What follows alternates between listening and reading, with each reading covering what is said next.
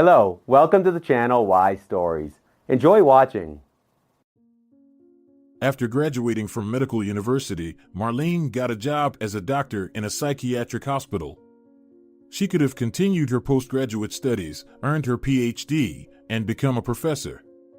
She had the opportunity to do so, but on the very day when she had to make a decision about her future, her fiancé broke up with her, unexpectedly, harshly, without much explanation, with a stupid, apologetic smile on his face. Marlene suddenly chose an unexpected path, whether to punish herself or to demonstrate to others the extent of her despair. Soon, she got used to her choice and was even surprised to realize that she liked it. She had more free time, and the money she was now earning came in handy, since otherwise she wouldn't have any income. Her ex-fiancé Raphael had been her only source of income during her studies, and she had fully realized this only when he broke up with her. Before, she wasn't really concerned with the financial side of her life. Her parents tried to help, especially in the first 2 years of her studies, but by the third year they were used to the fact that their daughter could handle everything on her own, and Marlene didn't want to disappoint them now. 2 years of work in the psychiatric hospital went by quickly. During the first months after the breakup with Raphael, Marlene suffered a lot. She waited for his calls, waited for him to apologize and regret his words. Every night she waited for the front door to open. Marlene didn't ask Raphael to return the second key to the apartment. She was looking for chance meetings with the traitor, walking alone along the familiar streets where they used to walk together, but it was all in vain. She had never once met Raphael. Even their mutual friends didn't know much about him, or maybe they didn't want to tell her anything at his request. There were rumors that he had found a job in another city, and before that, he had met another girl. Other rumors said that some wealthy elderly lady had seduced him, and now he was living at her luxurious mansion, like a slave. Marlene suffered for a while, but then she weighed all the pros and cons and calmed down, wrapped herself in a cocoon, hoping to fly out of it after a while as a new creature, a golden-winged butterfly, ready to fly and enjoy all the delights of life. The head doctor helped her a lot, forgave all the blunders that she had during the first year, and even instructed her not only in her work process, but also in the principles of social adaptation in cases when fate was not kind to a person. To Marlene, the head doctor seemed a bit of a weirdo at first. He personally supervised some of the patients, having heart-to-heart conversations with them, played chess with some of them, and promised to improve their knowledge of foreign languages during treatment.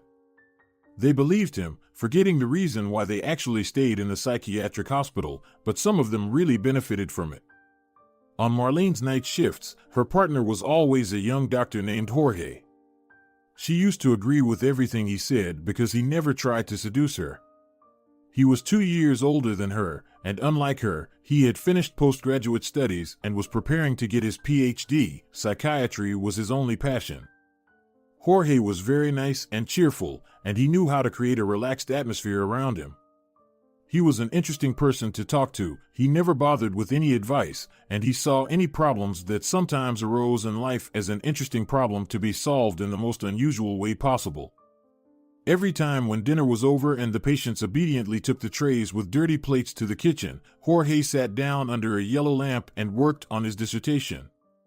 One artist from a separate ward for violent and aggressive patients managed to make 3 to 4 drawings for him in the style of Leonardo da Vinci before bedtime. He didn't want to draw for anyone but Jorge, but many people asked him to, especially those who pretended to be insane in order to avoid jail. Probably they just wanted to have something to remember their time among the psychos. Jorge's dissertation was finally finished. He was especially eager to talk, so after Marlene had given the patients the necessary pills before bedtime, they sat at the table and had coffee with cream. "Tomorrow my patient, Sonatas, will be discharged," Jorge said. He had been treating this patient for 2 months and was pleased with the positive outcome of the treatment. He swore that he would never go to the stadium again, and he was sick of the red color now. He decided to root for a different soccer team. "If I were him, I'd forget about soccer forever. I hope the relapse doesn't happen." "Oh, I hope so, too. That's my first successful patient. And it's a huge plus for my dissertation. Do you know what this hospital is famous for?" No, what is it famous for? Have you heard about the ghost of the old countess? I have. Some patients in the women's ward even claim to have seen her. No, besides that, Jorge shook his head. I don't know anything else. Marlene looked at her colleague curiously. There is something more interesting. And it even has some mystical connection with my patient. The countess is just a myth. Really? Marlene was genuinely surprised. Tell me. 3 years ago, a mysterious patient was admitted to one of our wards, Jorge whispered, Pablo Rojas, a writer. Parkinson's syndrome developed because of alcohol addiction, at least that's what people say. And there's a rumor that this writer is a brother of a very powerful person in the government. He was brought here in a limousine with many guards. No way, Marlene said in a whisper. Yeah, it sounds unbelievable, but I heard it from people I trust. Wow. I've never heard of it. Which ward it was? No one can say. At first, I thought it was the writer from room 112. His name is Pablo, too. But I looked in his papers, his last name's different, and he's much younger. It must be very difficult for his attending physician. Working with the relatives of politicians is like walking on a razor's edge. I have also heard that our head doctor initially was his attending physician when he was still an ordinary doctor, and 2 years later, he was suddenly promoted to head doctor. Apparently, the treatment was in the right direction, or he got a bonus for his silence. That explains why our head doctor is so weird. Jorge grinned. Yeah, he likes to pretend to fall asleep right in the middle of a conversation with some patient. He can lean back in his chair and snore, but he actually watches the reaction of the patient. He thinks it's the main method of distinguishing a real psycho from someone who's pretending to be a psycho. What's the secret? I'm not sure, it's his own technique. I suppose it's just one of his oddities. There are much more reliable methods. Who will you be treating after Sonatas? Some old man will be here tomorrow. His kids decided to place him here. He's in his 70s. He's got Alzheimer's and other related problems. Is there any hope for improvement in his condition? Or no chance? I don't know yet. Maybe his kids just want to get rid of the burden. The kids aren't poor, and their father was a rich, successful man when he was younger.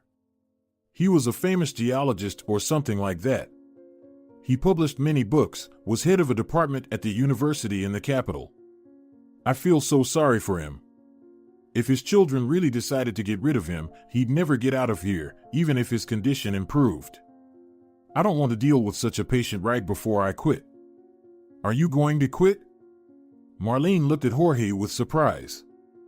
If I get my PhD, and I have no doubt I will get it, of course I will quit. I don't want to work here forever. As they say, great deeds are ahead of me. Too bad, the girl lowered her eyes. Who will I have to work with then? I'm used to you. You're nice. Jorge grinned again. Then pray for my failure and not getting my PhD. Oh, come on. You have no chance of failure. I'm sure you will succeed. I regret that I didn't apply for a postgraduate program myself. Yeah, Jorge said. Love that drives the sun and the light. And then added, and makes people do unforgivable stupid things. They were silent for a while, finishing another cup of coffee. Then Jorge hesitated for a while and finally said, Look, I know it's not nice, but still, I can't help but ask you for one favor. Tell me. I won't stay here for more than a month anyway. I haven't informed my superiors yet. Could you start treating this old man? Not because it might be a hopeless case. Maybe it's not as bad as I think it is. I just feel sorry for him, you know? If the head doctor will treat him after I quit, he'll be lucky. But if Arturo will treat him, it'll be a nightmare. He's a sadist. Apart from enemas, he doesn't offer any other treatment. He'll kill this poor scientist. But you're good, you're kind. If you treat him, he'll have a chance for a normal life. What do you think, Marlene? To be honest, The girl suspected that this was exactly what Jorge would ask her to do, but his arguments were strong. Both the head doctor and Arturo, nicknamed Maniac, they'd ruin the patient's life. Especially if Arturo will be transferred from the women's ward, where he constantly prescribed enemas to everyone. So what do you think? Jorge interrupted her thoughts. I'll be very grateful to you.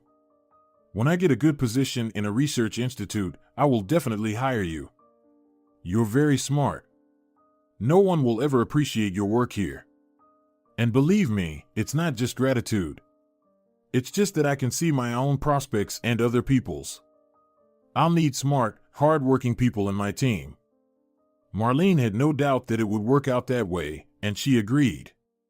She agreed, both because she didn't intend to stay at the hospital for long, and mostly because she was afraid of night shifts with Arturo, the maniac. The next morning, an elderly man was admitted to the hospital. While Marlene had the day off and was relaxing at home, Jorge went to work overtime, not on his scheduled shift. He decided to fill out all the necessary paperwork so that another doctor could treat the old patient. The head doctor was fine with it. The patient's children didn't really mind, too.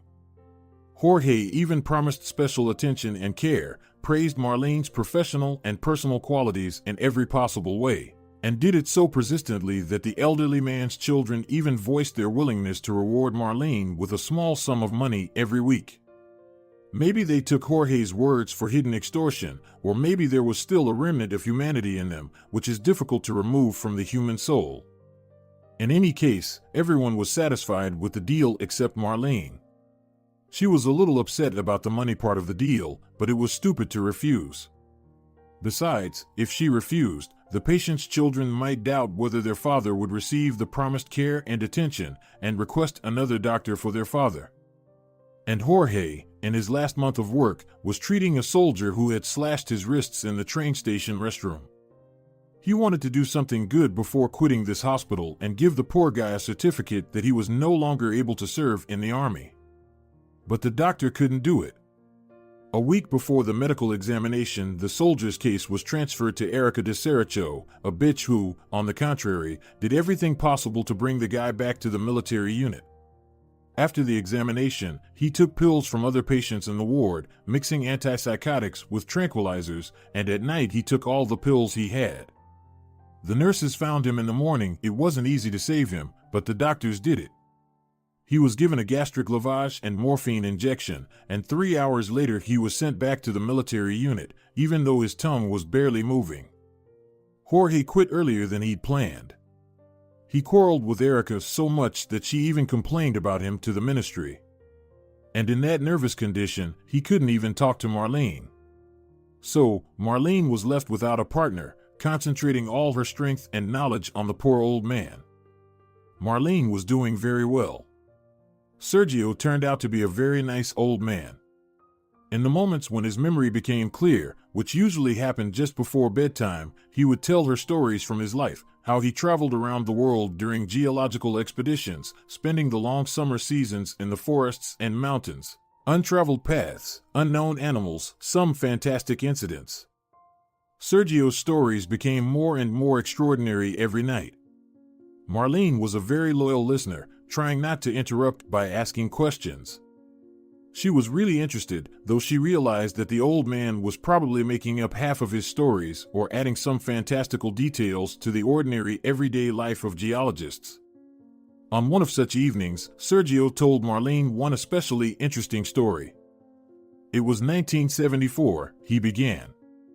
It was an unusual expedition to Burma. It is also known as Myanmar. Marlene, have you ever been to Myanmar or Thailand? No, Sergio. Not yet. I was studying, and I couldn't afford to travel. Yes, I understand, the old man replied. Just try to imagine what it was like in the 70s. Simple people could only dream about international trips. So they sent their 5 people. In addition to 3 geologists, there were 2 guys from the government special service. They were silent and stern. God only knows why they were watching us all this time. The civil war was still going on in Burma. The government was fighting the communist opposition. The communists were joined by rebels of all sorts and ethnic minorities. The country was being torn apart. That trip was dangerous. Geologists were treated normally on both sides. At least that's what we were told. Maybe just to keep us from getting nervous and distracted from our tasks, and the task was an exploration of jade and ruby resources. The government of Burma was also interested in it, as well as various criminal groups connected with the smuggling. Rice fields are often mixed with opium fields. Everyone was trying to make a profit in every possible way. We were sent to exactly such regions somewhere in the southeast in the jungle. We got there safely. In my hometown, it was freezing, but there it was plus 30 Celsius. But the rains never stopped for a minute. We reached the right location according to the map, set up camp and some basic equipment, and began to work. For 2 days, we were looking for any signs of the presence of crystals, but there were no results. We needed to move the camp another 10 kilometers to the south. I went to check the location beforehand. I turned out to be the strongest of all. Others lost their strength because of the weather and the change in climate. They didn't want to use the whole brigade unnecessarily. I left the camp early in the morning, got to the spot, and checked it out. By indirect signs, there were deposits of ruby there. In the evening I came back to the camp, but there was no one there. The tents were tattered, and coals from the fire were scattered across the meadow. It looked like something had exploded, and everyone had panicked. There were shell casings, the grass was crumpled. The smaller trees were broken. My first thought was that some local rebels had either captured or chased after the geologists who had managed to run away. But what could I do? I had to get out of there somehow. At night I was sitting there without a fire, trembling, and hoping that someone would come back for me if anyone was still alive. But no one ever came back to the camp. But I didn't find any maps or documents in the tents. All the papers were gone. The equipment was damaged. There was only one can of turkey left, and I had only a tablet with a compass and a hand-drawn map of the area where I went in the morning. I decided to head strictly to the north. Sooner or later I'll find some village anyway. I just need to avoid opium plantations. Thank God the rain had stopped, but the mosquitoes began to torment me. I walked without stopping till noon and came to the river. It was quite wide, with a very strong current. On the way here we didn't see any rivers, and unfortunately, I can't swim at all. I didn't learn to swim as a child, and then I didn't consider it a vital skill. I went downstream, to the east. I kept going until dusk. No bridges, no villages, and not a single person. It seemed that even all the animals had escaped somewhere. In one place the river became narrower. I decided to take the risk and cross it. I took off my clothes and put them in a plastic bag. The water was cold and dirty. My leg was cramped right away. Before I could take even one step, I tripped and fell, and the current carried me around the bend. I tried to move my arms, to swim, fighting against the water, but I couldn't do anything. The water carried me farther and farther away. Around the corner, there were rapids and the terrain was rocky. The difference in level was quite small, only about 3 meters, but I hit the rock with my head so hard that I lost consciousness and I don't remember what was happening next. When I opened my eyes, I couldn't understand where I was. I was lying in a hut, my head wrapped in bandages, warmth coming from the fire. The hut was like a veranda, it was uncovered. It was night, and there was nobody around. Only my dry clothes were near the fire and an aluminum mug with water. I got up and realized that not only my head was injured, but also my leg. Apparently it was fractured. The pain made my eyes blurred. Suddenly, I saw a girl sitting in front of me, just like you are now. Sergio was silent for a second, and his eyes became wet. Not a girl, but an angel. I have never seen such beauty in my life. I was married at the time and had a little son waiting for me at home, but the moment I saw this angel I realized that I had fallen in love and could do nothing about it. Her name was Nuna. As she said, she was 22 years old, but she looked like a real child, skinny, short, with delicate facial features. As I learned later, almost all Burmese and Thai women look younger than they are. She knew English quite well. At first, it was surprising to me, a girl in a tropical wilderness, speaking foreign languages and reading Edgar Poe in English. She lived in this hut with her father. Her father was away most of the time, doing some important business, as she said. But don't think anything bad. We just talked. I didn't even dare to confess my feelings to her. And then, when my leg healed and it was time to get out of here, I finally found out who she really was. Marlene, I realize you don't believe half of what I'm telling you. You probably think, here's just a crazy old man trying to impress everyone around. Come on, Sergio, she objected, though she realized that the old man was right. I'm ready to listen to your stories forever. All right, sweetheart. If I were you, I probably wouldn't believe it either, but I swear I didn't make up any of the details. Everything is true. So who was Nuna? A princess. What? Marlene was surprised. Yes, a real princess from a very ancient Burmese family. She and her father were hiding in the jungle from the communists who were hunting them. She didn't explain why they had a grudge against them. But the communists promised to pay a lot of money to anyone who would bring them their heads, so they had to hide from all the other gangs too. They took a big risk nursing me back to health and telling the truth about themselves, especially when they decided to send me back to the big world. I could have sold information about where they were hiding. But they had plans for me. By that time, they were preparing to move to another country. But they wanted to take all their family valuables with them. They needed to smuggle it all across the border somehow. There were some old documents, photographs, and a little over a kilogram of jewelry. Nuna's father showed me everything. I've never seen anything like that before. A beauty worthy of a queen. One day Nuna came to me wearing a marvelous dress with bracelets, necklaces, and rings on each of her fingers. I was dazzled. My heart burst out of my chest as I looked at her. How could I betray her? How could I refuse her? Maybe she understood that's why she trusted me unconditionally. I agreed. The next day they handed me 2 suitcases. One contained some of my belongings and modest gifts. The other contained samples from the area where expedition members had been sent. The second suitcase had a secret compartment where they put their treasures. I was supposed to get it all out of Burma and then wait for Nuna and her father. They led me by secret paths to the nearest safe village. From there I walked alone to my country's embassy. None of my team was ever found. What had happened in the camp and where everyone had gone remained a mystery to this day. I told the embassy my story, changing my rescuers to simple villagers. I don't think they believed me, but they didn't insist on the details. Moreover, the suitcases with samples and gifts were sent by diplomatic mail directly to my native city, where I safely picked them up and brought them home. Either no one really cared, or there were some arrangements that I was not supposed to know about. Oh, if I had a Nuna like her, I would write a love song for her. Someone said on the bed in the same room. A patient who named himself John Lennon and was listening attentively to Sergio's story decided to make a comment. The old man smiled. Yes, my friend John, Nuna was nice.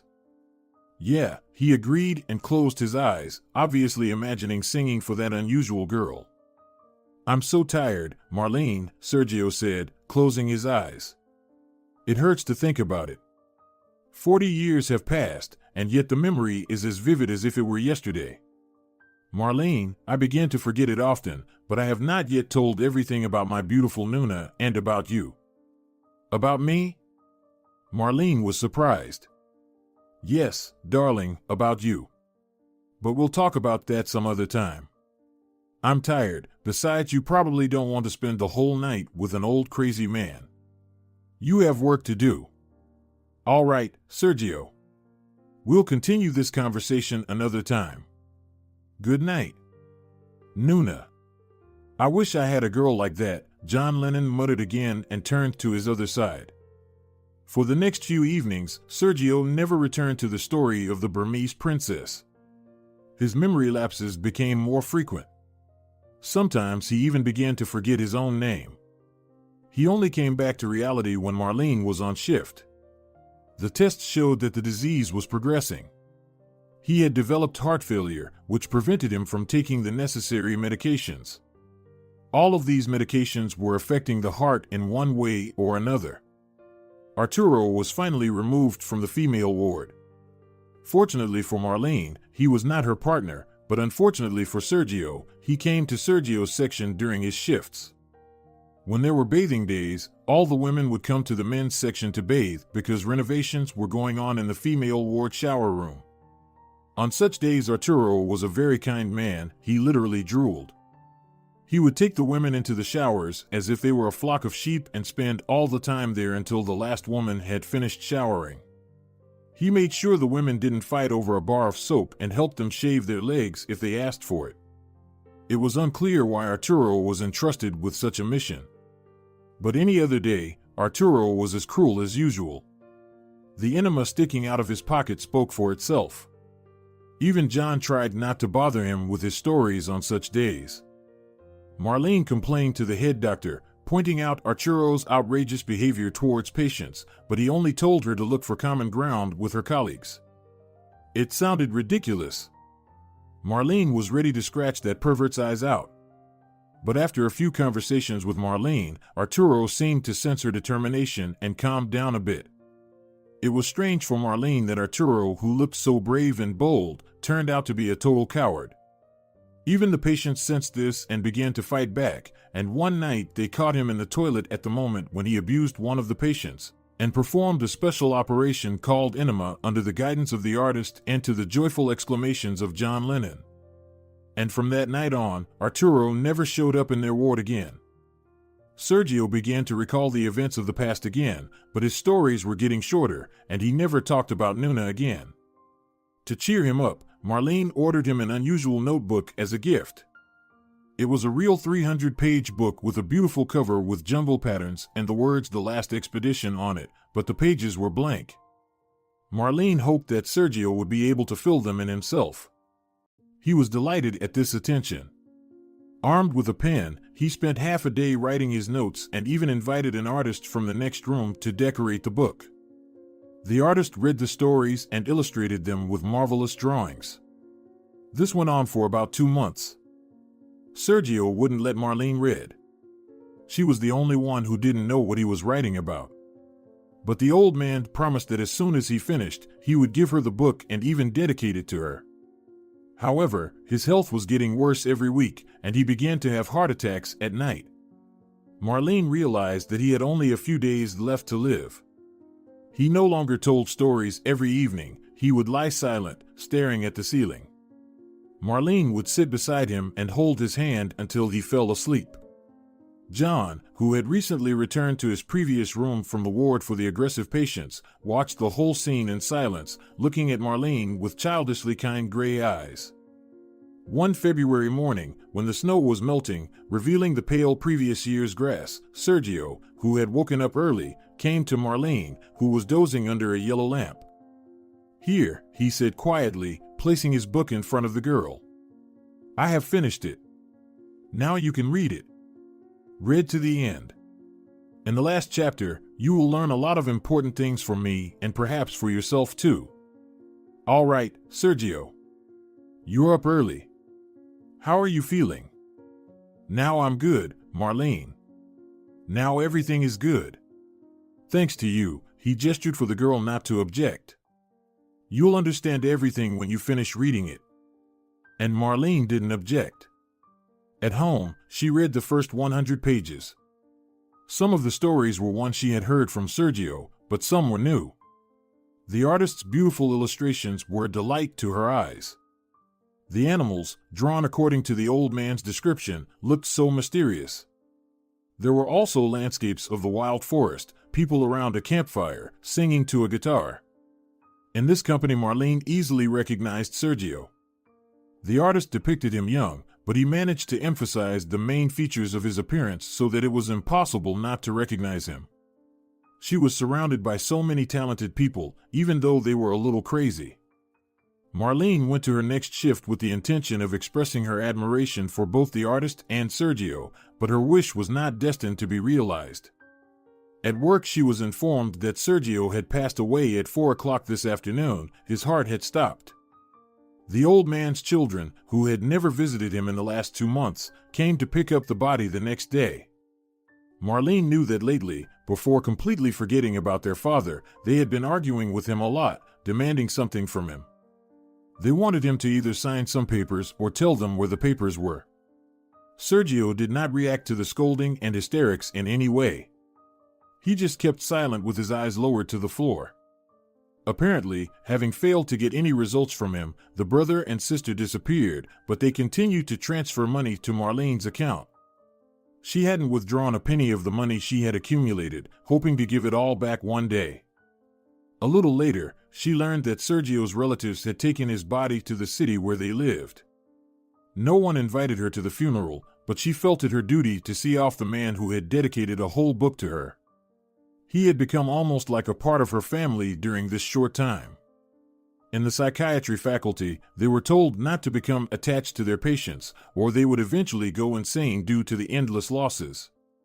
Only now did Marlene understand this advice, but she couldn't help herself. She took a vacation, bought a ticket to that city, and at midnight on February 25th got on the train. The day was very sunny and warm. The hot sun was fiercely drowning the snow that had spread over the roads, and the warm wind was drying the soil where Marlene's sharp heels were sticking. Marlene didn't have much choice of clothing for such a situation. As a result, she was dressed unsuitable for both the weather and her mood. Despite the sad occasion, her thoughts were wandering around the still-living Sergio. It would be too cruel for the old man to live a few more years in a godforsaken hospital.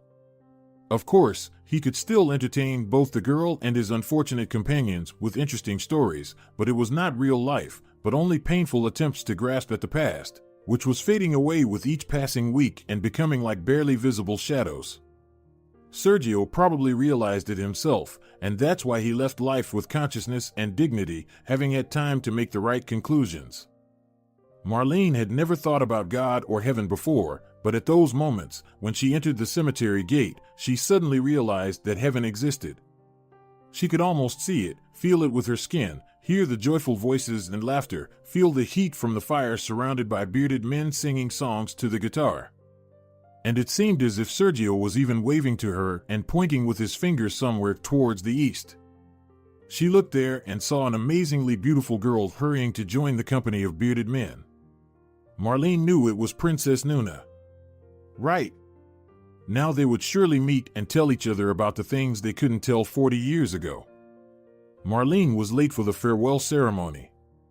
The coffin with the body was already being buried in the grave, but she thought it was for the best. She didn't want to see pale Sergio with his arms crossed across his chest. She wanted to remember him alive. Not many people came to say the last goodbye to him.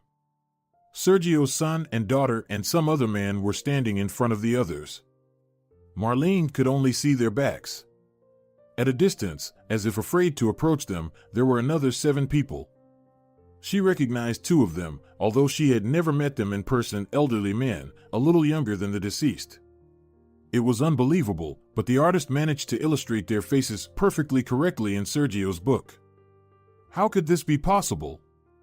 Marlene didn't know. One of the men nodded slightly, looking at her face curiously, and said something to his companion. He also looked at Marlene, and it was clear how much surprised he was. Marlene was confused by this. How could they possibly know her? Sergio had never had visitors at the hospital other than his children. The 3 people in the front row threw handfuls of soil on the coffin, letting the others come closer for the ceremony.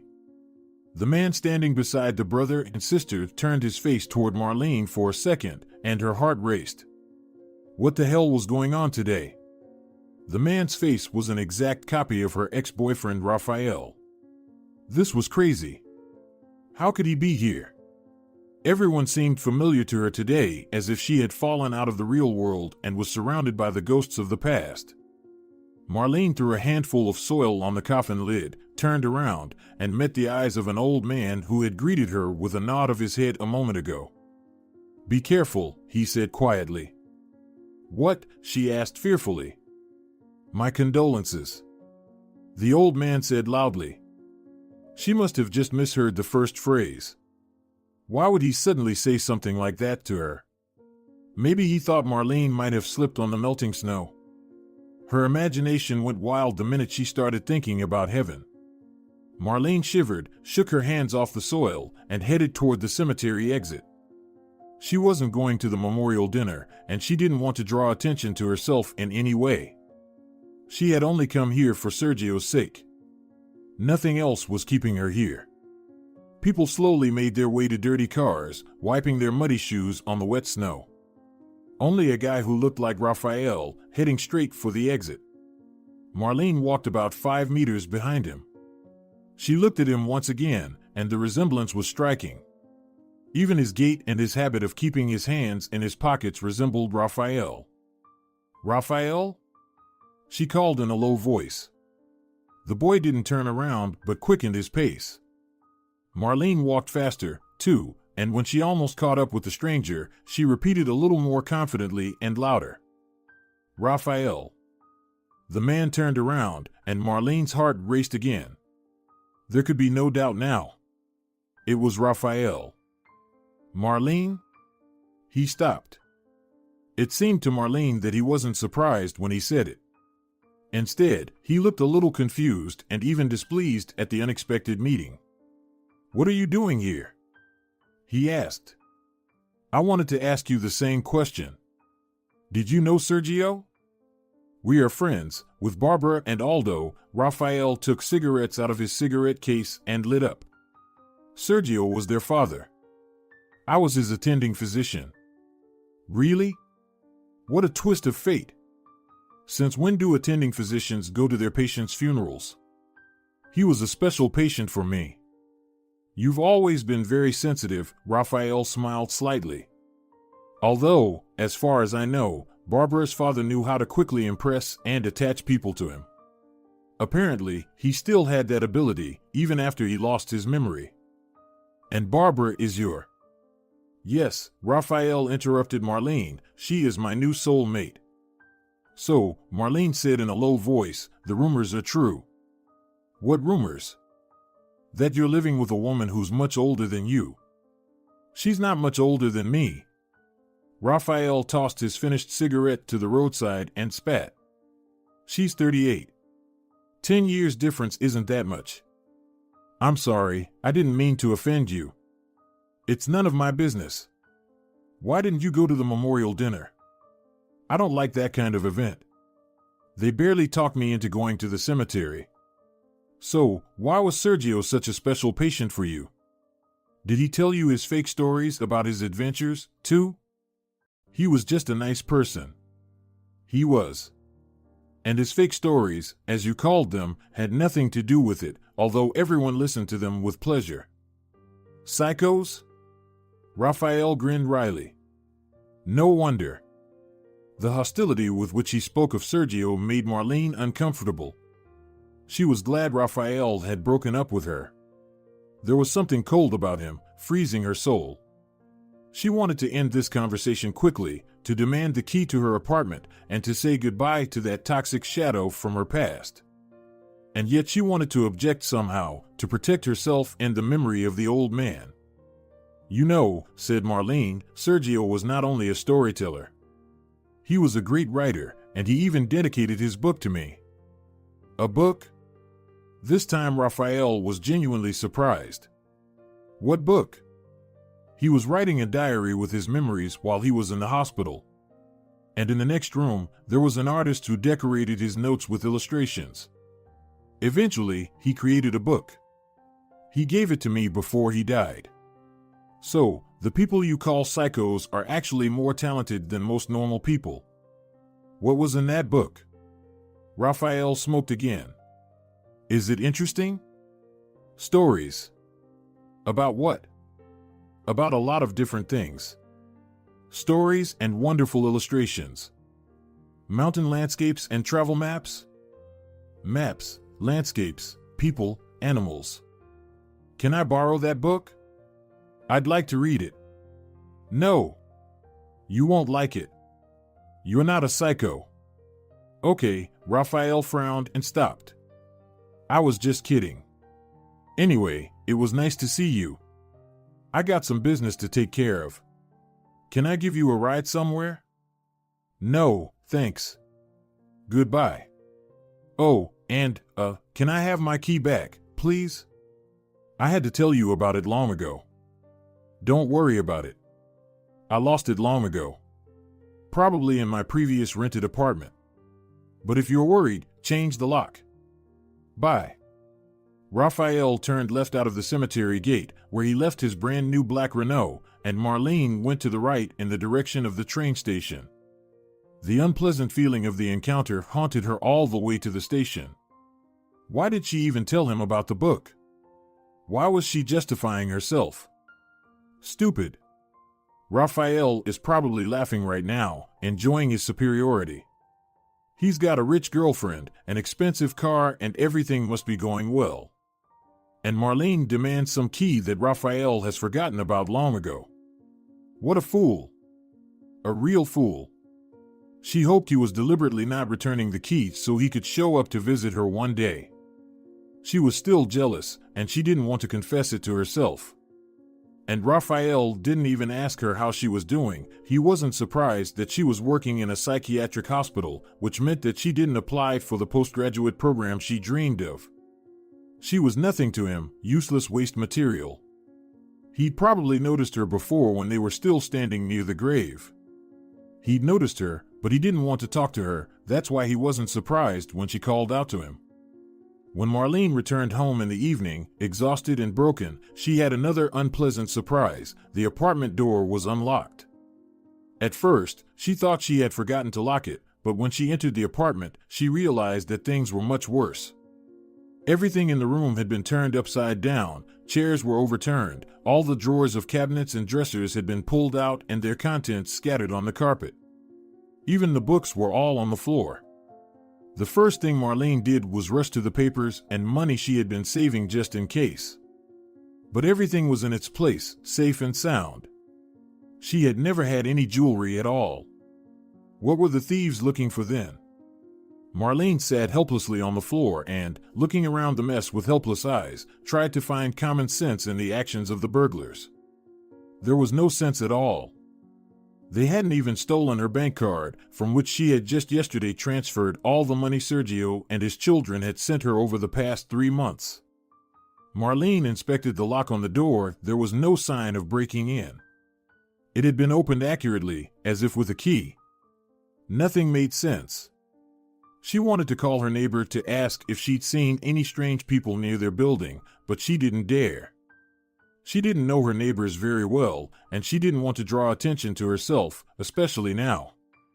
Who would suddenly become interested in her in this crazy world? She couldn't imagine such people. Thank God the thieves hadn't touched much in the kitchen. Marlene boiled the kettle, poured a large mug of coffee, and cried like a little girl. Then she took her handbag, found a pack of cigarettes, intended for John Lennon from the psychiatric hospital, and smoked. The last time she had smoked was at the age of 19 during her second year of college, but at that moment the long-forgotten habit suddenly flared up with new vigor, as if there were no years that separated Marlene from the glorious student period. Marlene inhaled and coughed. She examined the pack carefully. It was the kind of cigarette she usually smoked before, but now the flavor was disgusting. She extinguished the cigarette under the tap water and threw it in the trash can. After finishing her coffee and crying until her eyes were red, Marlene went back to her room and began to put her stuff in order. She put the linens back, put the chairs back in their original positions, put all the papers in one folder, and suddenly realized that something was missing: her red lace Victoria's Secret underwear, which she had bought 3 years ago after waiting in line for 6 hours in the cold January weather. She'd only worn them once, on the night of her and Raphael's anniversary. It was too weird. Did the thieves come for her underwear? She laughed. What nonsense. Maybe she just put her underwear somewhere else. But no.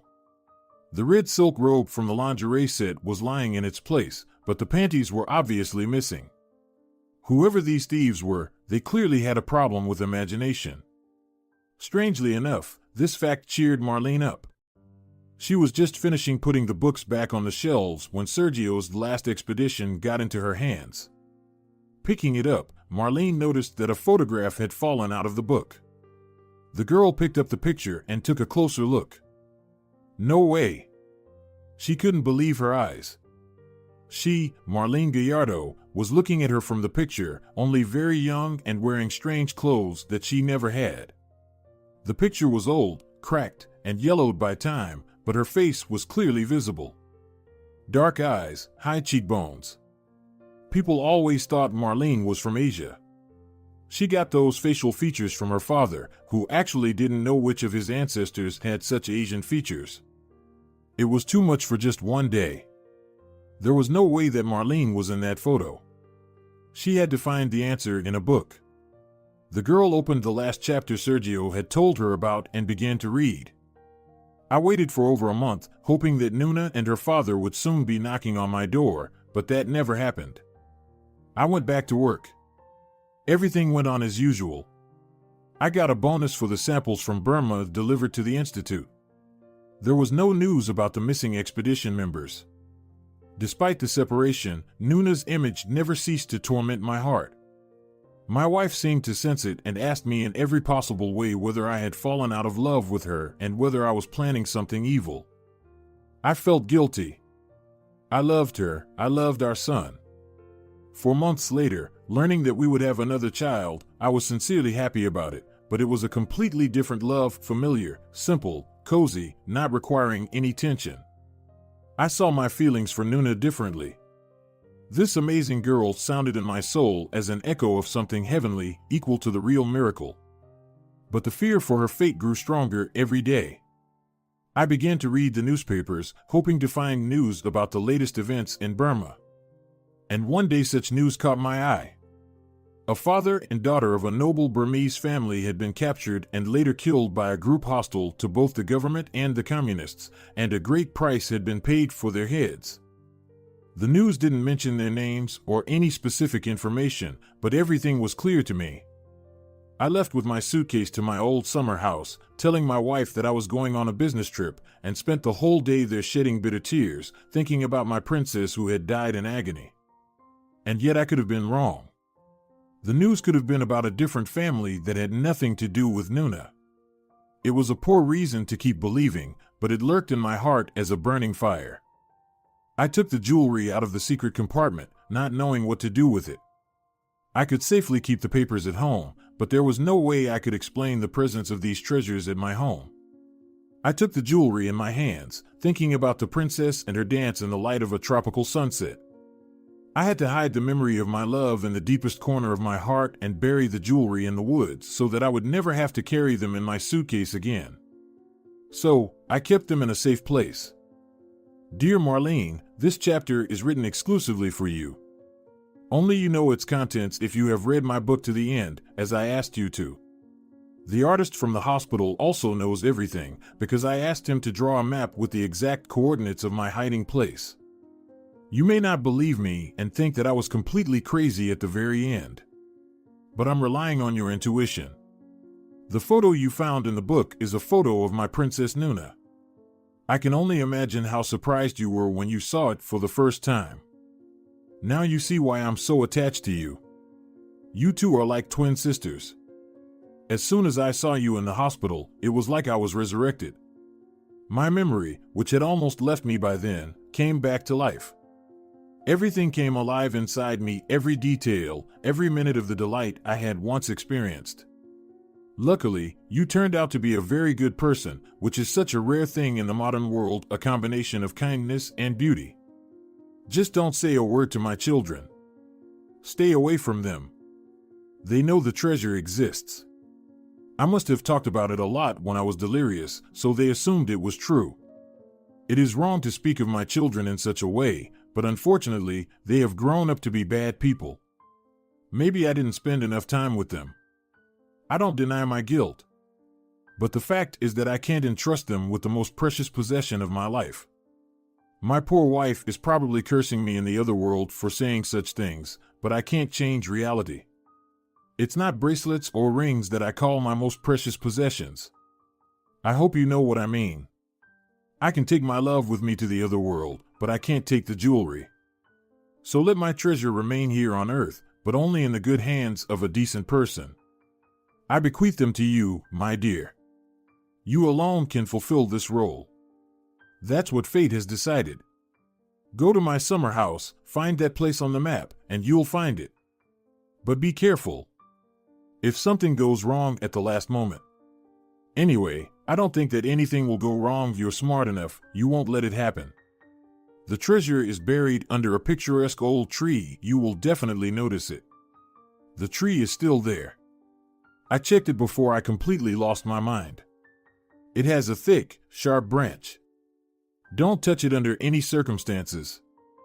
Don't touch it with your hands. It's dangerous.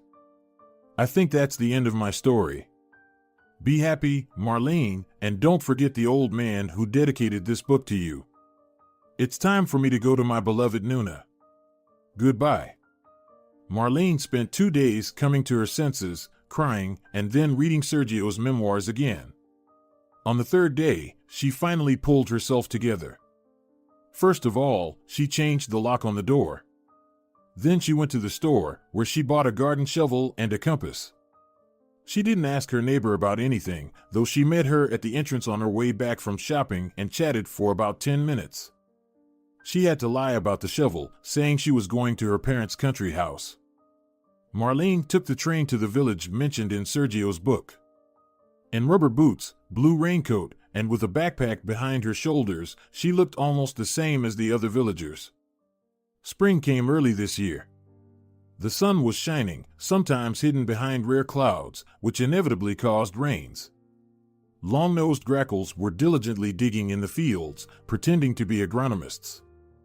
The last bullfinches and bluebirds had already migrated outside the city, preparing to return to the forest for the whole summer, lose their bright winter plumage, and get lost in the foliage of the trees. The mud crunched underfoot. Marlene could hear the snow melting on the roadsides hissing. It was impossible not to smile at the sight of it all. Marlene smiled, even though her thoughts were still wandering around the unhappy recent events. Were the thieves looking for Sergio's book? This thought had occurred to her only this morning when the locksmith in glasses was scrutinizing her old lock. So, do you think that thieves have picked the lock? Yes, that's right, she answered. Either a pro did it, or someone who had a key, the locksmith concluded. Only Raphael had the key, but Marlene had seen him at the cemetery the day someone broke into her apartment. The brother and sister were there, too. Sergio said that the children had guessed that the treasure existed. One day she even heard them arguing about some papers. Were they looking for a map? Stupid. She told Raphael about the book. No. It's impossible. Well, theoretically, he could get to her city much faster by car than she could get there by train. But it all seemed silly and weird. How could he possibly know about her patient's history? Nonsense. But then who could have known she kept that book at home? It took Marlene almost an hour to get from the train station to Sergio's summer house. The houses in this area were mostly abandoned. It was clear from their cracked roofs, broken glass in the windows, and fences that leaned to the ground. Sergio's house looked decent enough against all the other houses. Marlene took out her compass and checked the map. The direction was toward the forest, which was about 100 meters from the house. Here the ground, which had not been smashed by cars, was getting harder, so it was easier to walk. She had to go deeper into the forest for another 200 meters. Finally, the desired location opened in front of her eyes. It was a very small glade, overgrown with low shrubbery, sprinkled with water droplets, and with a huge anthill around the trunk of a thick oak tree. Not far from the oak tree, Marlene saw the very driftwood that the artist had drawn in the book. She had to dig right next to it. Marlene thought she heard something crunching behind her. She turned around and listened. It was quiet, only a stream was babbling somewhere. She took off her backpack, unfolded the folding shovel, and began to dig. Her heart was pounding excitedly in her chest. It was easy to dig, the soil was moist and soft. Marlene had gone about a meter deep when the blade of the shovel hit something hard. She threw the shovel away and began to dig with her hands. Yes, Sergio wasn't lying that the treasure did exist. It was a box, a wooden box wrapped in cloth and plastic wrap. When Marlene opened it, the sunlight reflected by the diamond blinded her for a second. Yes, it was exactly what the old man was talking about. Bracelets, rings, necklaces, earrings, and gold chains. It must have cost a lot of money, considering not only the stones and precious metals, but the history of the jewelry itself. Of course, Marlene never thought for a minute about selling it all. She also didn't want to keep it all for herself, even though Sergio had bequeathed the jewelry to her. Marlene was already thinking about how to give the treasures to their true heirs somewhere in Burma. The girl continued to stand in the pit, looking at the colorful stones and hesitating to touch them with her hand when a voice suddenly sounded above her head. Well, there's our princess. Well, hello there. It's been a while." Marlene shuddered and looked up. It was Raphael. "You," she said in surprise. "You weren't expecting me?" "I knew you were the only one who could break into my apartment, but I didn't want to believe it." "Good for you. You did the right thing. Now, baby, please give me the box and I'll leave as quietly as I came." "Go to hell, bastard," Marlene said loudly, surprised at her own courage. Her thoughts began to work in her head with lightning speed. "Oh, I'm so scared." Raphael grinned, and a gun appeared in his hand. "I'm not going to count to 3. This is not a movie, sweetheart. If I bury you in this hole, no one will ever find you. You ain't got no friends, and nobody knows where you went this morning. Don't be stupid. I'll pull the trigger. I mean it." Tears involuntarily streamed from Marlene's eyes. Would it really end like this? Would all Sergio's requests and feelings be buried here with Marlene? So trivial, at gunpoint and under the gaze of some shameless scoundrel? But what could she do? If he left her alive, would there be any chance of somehow turning things in the right direction? Not likely. Legally, she was not related to Sergio and had no right to claim anything. Moreover, the case could even turn against her, since she was Sergio's attending physician and had the motive and opportunity to drive him to his grave out of self-interest. Now this crazy family will sell the jewelry along with the historical documents to some bargainer. The money will be enough to buy one more house, one more car, and maybe even to live happily for the rest of their pathetic lives. It was so unfair and disgusting. Marlene wiped away her tears, smearing the mud from her wet gloves on her cheeks, grasped the driftwood with one hand, and placed the box in front of Raphael with the other. The driftwood shifted slightly under the weight of her body, and Sergio's words about the driftwood flashed in her head. He had told her not to touch it under any circumstances. What if? All right, she's got nothing to lose. If she pressed it harder, something would definitely happen. Marlene didn't doubt any of Sergio's words now, and she didn't have any other options anyway. So, she hung onto that mysterious driftwood with her whole body. It worked like a lever. With a creak, it turned 90 degrees downward and stopped. The sound of last year's leaves rising into the air could be heard from behind the driftwood. In a moment, Raphael's body flew upward, entangled in a net of thick ropes. It was a trap. Raphael, caught like a fish and entangled in the ropes, began firing his gun randomly at Marlene. She grabbed the box and crouched in the hole, hiding her head behind a driftwood trunk. A moment later, Marlene peered out from the hiding place. Raphael was staring at her silently and angrily from the trap, and Marlene couldn't keep from laughing, though her knees trembled. Raphael was floundering clumsily in the trap, like a cat in a shopping bag. He tried to free his tangled leg. "I see that your gun isn't even real," the girl said through her laughter. "I'll finish you off anyway," Raphael shouted. "You'd better free me, and we'll do as I suggested. Try to save yourself first, you asshole." Marlene climbed out of the pit, put the box in her backpack, and put down the shovel. "Where are you going?" The man moaned pathetically. Marlene pretended not to hear him. "This is not a joke, Marlene." Raphael threatened her again. "Do you realize what kind of people you're messing with? We're not going to leave it like that." "What kind of people am I messing with?" "I guess Sergio's children don't even know about your trip to get the map.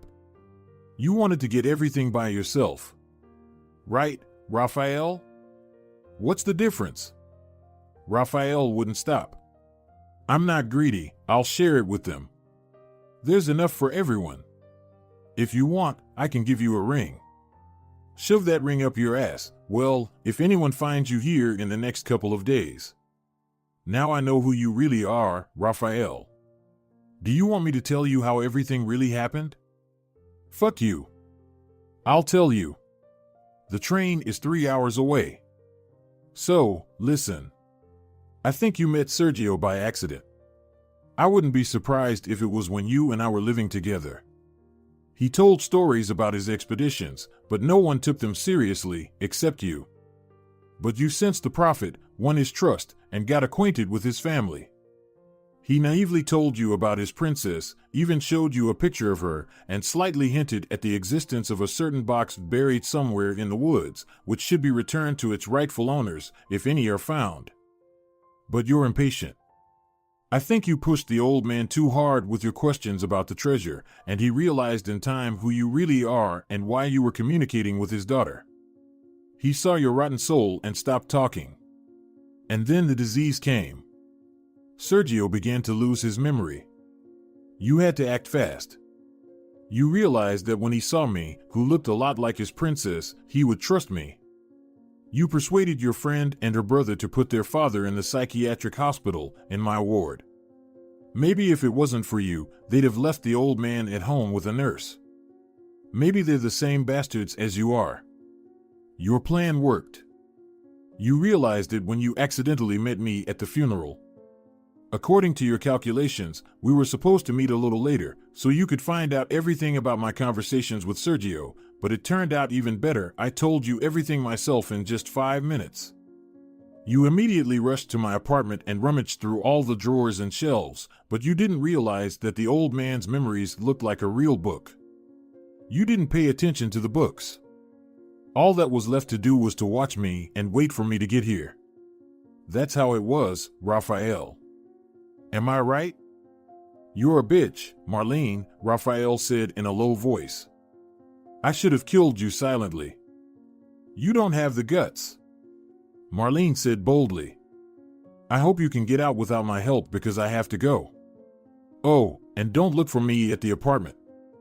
I'm leaving this city for good today, and I'm going to sell my apartment. I really want to start a new happy life. Marlene took her backpack and moved away, but at the edge of the glade she suddenly stopped and turned to Raphael again. I still can't understand one thing in this whole story. Why did you need my underwear? Raphael made a disgruntled grimace, and Marlene walked down the path, laughing loudly. She was not afraid of anything now. She wanted to explore the world and devote herself to traveling. She couldn't imagine her life differently now. The meeting with Sergio had changed her completely and irrevocably. If you're enjoying it as well, leave a like and subscribe.